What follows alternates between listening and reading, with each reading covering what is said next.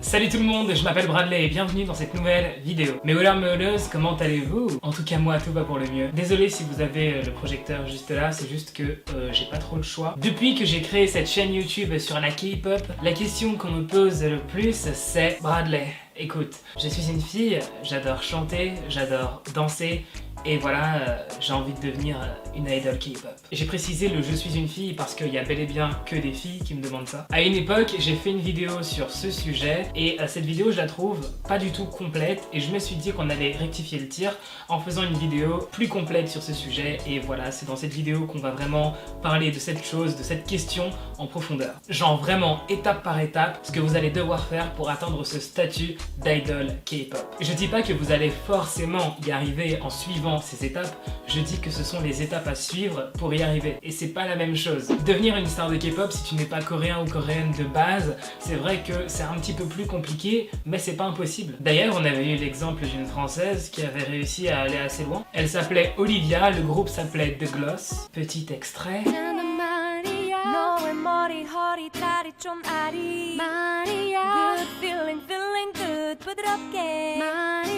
Elle a passé toutes les étapes dont je vais vous parler, même si ça a dû être assez différent pour elle, et elle est arrivée à un moment où tout le monde veut être, c'est-à-dire faire ses débuts. Mais ce qui s'est passé, c'est qu'au final, elles ont disband au bout de 2 chansons, sûrement en partie à cause de leur contrat. J'en sais rien, mais je pense qu'il est possible que leur label n'était pas assez puissant pour les emmener très loin. Les gros labels de la K-pop ont l'argent, l'expérience, les contacts, donc malgré tout ce qu'on peut dire sur eux de négatif, en travaillant avec eux, tu maximises tes chances d'aller très loin. Mais bon, si vous parlez déjà coréen par exemple, rien ne vous empêche de faire votre propre musique tout seul, de faire un clip artisanal, et peut-être que votre style va intéresser beaucoup de gens et que vous allez percer tout seul en fait. Dans le milieu du rap français par exemple, ça se passe très souvent comme ça. L'artiste produit sa propre musique, il fait son clip tout seul, ensuite il devient un peu connu et c'est les labels qui viennent vers lui. Sachez que dans cette vidéo, je vais être le plus cash possible, en considérant que je m'adresse réellement à des gens qui veulent devenir idol K-pop, et bien sûr ceux qui sont juste là pour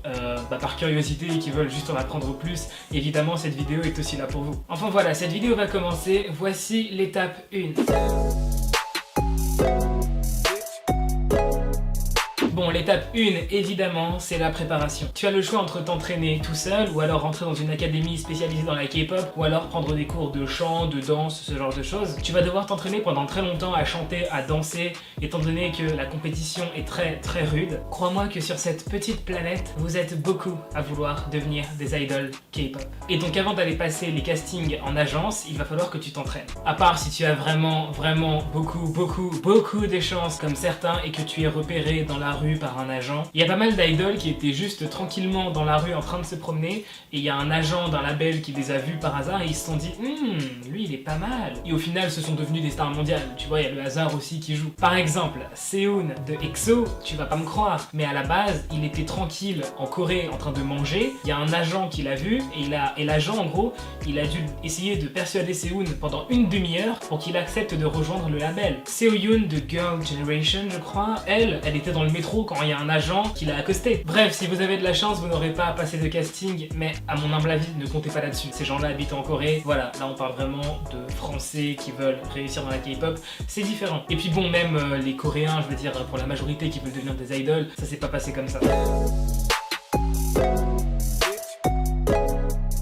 Bon, ce qui se passe pour la plupart du temps, dans 90% des cas, après votre entraînement en solo ou alors en école, c'est que vous allez devoir passer un casting. Des castings, il y en a aux États-Unis, au Canada, en Corée évidemment, et dans d'autres pays, je sais pas trop lesquels. Mais voilà, s'inscrire pour un casting, c'est possible, vous inquiétez pas. D'ailleurs, ne pensez pas qu'il faut être majeur, loin de là. En général, ils recrutent des 1993 jusqu'à des 2005. Donc si t'es né entre 1993 et 2005, j'ai vu qu'il y avait beaucoup de labels qui recrutaient dans ces âges-là, quoi. Je ne sais pas s'il y a des castings à Paris, j'en sais rien, j'en ai pas vu, j'ai pas eu d'infos à ce niveau-là. Par contre, je sais qu'il y a beaucoup de cours de danse K-pop et de chant K-pop qui sont donnés à Paris. D'ailleurs, sachez une chose, pour la majorité d'entre vous, vous n'allez pas passer un seul casting. Ce n'est pas rare qu'une personne passe 5, 10, 15, 30, 40 castings avant d'être recruté par une agence. D'un côté c'est cool parce que au moins si vous n'êtes pas reçu au premier casting, bah vous vous dites que c'est normal. Enfin voilà, c'est pas rare quoi. Même les grosses stars de K-pop actuelles, je vais vous dire, il y en a plein qui se sont fait recal mais énormément de fois. Et puis d'un autre côté, c'est vrai que ça peut paraître un peu lourd de passer 30 castings, mais bon, si votre rêve et votre ambition c'est d'être idol, vous allez devoir le supporter. Beaucoup de stars de K-pop actuelles que vous adorez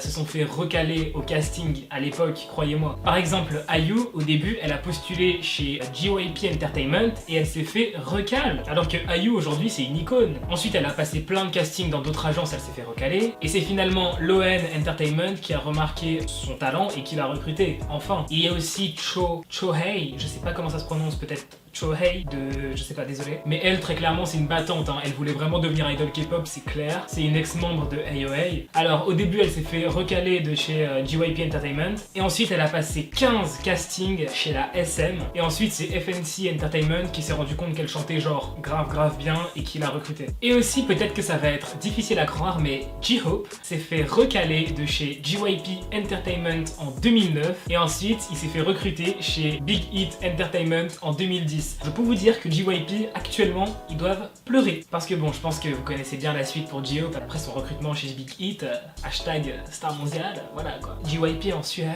Je peux vous jurer que le mec qui a pas accepté J-Hope en 2009, il s'est fait virer. Bon, une fois que vous aurez passé vos petits castings, vous allez devoir signer un contrat avec l'agence qui aura accepté de vous recruter, mais ça veut toujours pas dire que vous allez faire vos débuts en tant qu'idol K-pop. En fait, ça fait juste de vous des trainees. En fait, vous allez vous entraîner pendant 2 à 4 ans, vous allez apprendre à chanter, à danser, à parler coréen à la perfection, à jouer la comédie. Si vous êtes de très bons trainees, vous allez peut-être travailler avec de grosses stars de K-pop, aller sur leur tournage, peut-être jouer la comédie dans leur MV. Par exemple, je sais qu'il y a beaucoup de trainees de la SM qui ont été dans pas des MV, mais je sais que BTS ils faisaient des sortes de mini courts-métrages à un moment. Enfin bref, BTS ils faisaient des vidéos et il y avait des trainees de la SM dedans quoi. Être trainee c'est très difficile parce qu'en plus de devoir vous entraîner très dur, bah vous êtes en concurrence en fait avec tous les autres trainees. Parce que à la fin de votre entraînement, et bah c'est les meilleurs qui vont être pris en fait. D'ailleurs si ça se trouve, tu vas rester en tant que trainee beaucoup plus longtemps que tu ne le penses. Certaines stars de K-pop ont dû rester trainee mais des années avant de finir par rentrer dans un groupe. Par exemple, Shuo de EXO, il est resté trainee pendant 7 ans. Seulgi de Red Velvet pareil pendant 7 ans. Et Jihyo de Twice, elle est restée trainee pendant 10 ans. Donc c'est clair que ça peut faire peur, mais bon, c'est des cas quand même assez rares. Si t'as pas le potentiel pour être idol K-pop, crois-moi, ils vont juste te virer. S'ils te gardent trainee très longtemps, ça veut dire qu'au final, ils pensent que t'as du potentiel, tu vois. Donc c'est pas si négatif que ça, même si c'est chiant d'attendre aussi longtemps.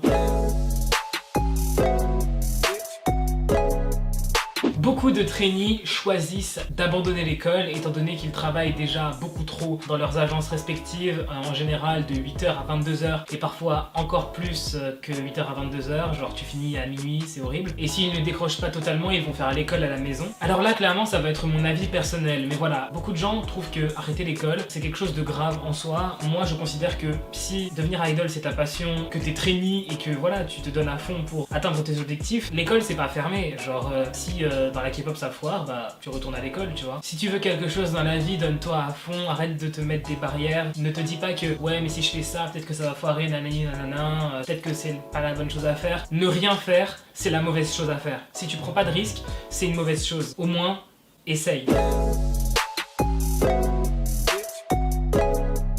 En plus des cours de chant, les cours de langue, les cours de danse, bah les idols ont certaines obligations. Ils doivent suivre certaines règles en fait. Par exemple, le fait de faire beaucoup de sport et des exercices physiques précis, et le fait surtout, je pense que vous le savez, les repas sont réglementés, c'est-à-dire que pendant plusieurs années, tu ne mangeras pas ce que tu veux. Et bien sûr, ça s'accompagne de pesées très régulières pour être sûr que tu fais toujours un poids excellent, parfait, hashtag moins de 50 kg. Vous allez aussi devoir suivre des cours sur les médias, une éducation sexuelle et une éducation sur l'éthique, pour être des gens distingués.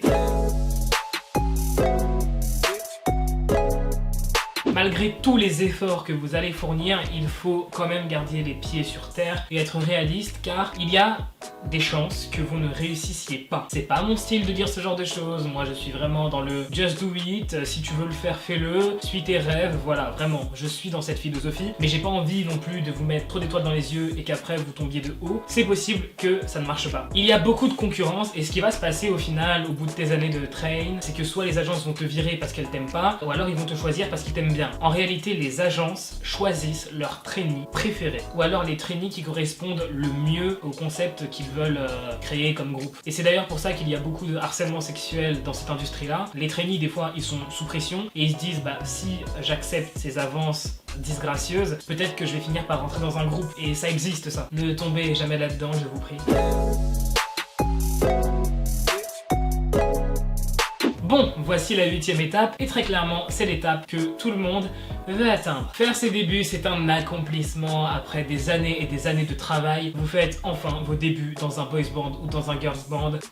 Félicitations. Mais en réalité, faire ses débuts, c'est juste un autre niveau de compétition. Vous rentrez juste dans la cour des grands. Vous êtes plus des petits trainees, vous êtes des idols. C'est pas pareil. Vous allez devoir donner le meilleur de vous dans les MV. Vous allez devoir donner le meilleur de vous en danse, en chant, écrire les meilleurs textes, être les meilleurs. Clairement, vous devez être les meilleurs. Votre agence va vous le dire tous les jours. Vous devez être meilleur que les autres. Face à tous les groupes qui sont déjà ultra connus dans l'industrie, si vous voulez vous démarquer, il va falloir vous donner à fond. Et au final, la pire chose qui puisse vous arriver, c'est que vous n'arriviez pas à vous démarquer, que vous n'arriviez pas à percer tout simplement. Ce qui peut arriver, hein, il y en a beaucoup des groupes qui ont disband parce qu'ils marchaient pas. Et bien là, dans ces cas-là, soit vous allez redevenir trainee, soit vous allez devoir aller faire des émissions de télé qui repèrent les jeunes talents. Enfin, j'espère pas que vous allez en arriver là. Mais c'est possible. Étape 9, la gloire. Les groupes à succès connaîtront la gloire et la reconnaissance de tous. C'est un peu comme avoir 100 000 abonnés sur YouTube. C'est un accomplissement de malade mental. T'as commencé un truc, t'as bossé et t'as réussi. On va vous appeler pour des tournages dans des pubs, dans des films, dans des dramas. Vous allez faire des concerts de plus en plus gros avec des fans qui vous adorent à travers des pays, à travers le monde peut-être. Bref, le rêve que vous aviez quand vous étiez tout petit est finalement devenu réalité. Donc voilà mes hauleurs, mes hauleuses, j'espère que cette vidéo vous aura plu. J'avais vraiment envie de vous la faire, de vous partager un peu ce que je sais et de vous aider pour tous ceux qui veulent devenir idol K-pop et pour tous ceux qui voulaient en savoir plus là-dessus. Donc j'espère que cette vidéo vous aura plu. Si c'est le cas, n'hésite pas à liker la vidéo. Follow-moi sur Instagram, je suis très actif. Oui, si tu me suis sur Instagram, en fait, des fois, comme pour cette vidéo-là, j'ai fait un petit sondage pour savoir si c'était une vidéo qui vous intéressait et vous avez dit oui, donc je l'ai écrite. Donc voilà, je vous aime énormément, merci d'être là pour moi. Vous êtes vraiment la meilleure communauté de tout le YouTube France. Je ne saurais vous le dire autrement. Vous êtes les meilleurs, je vous aime. Et on se dit à la prochaine pour une nouvelle vidéo. Bye, trop de love entre nous. Mouah.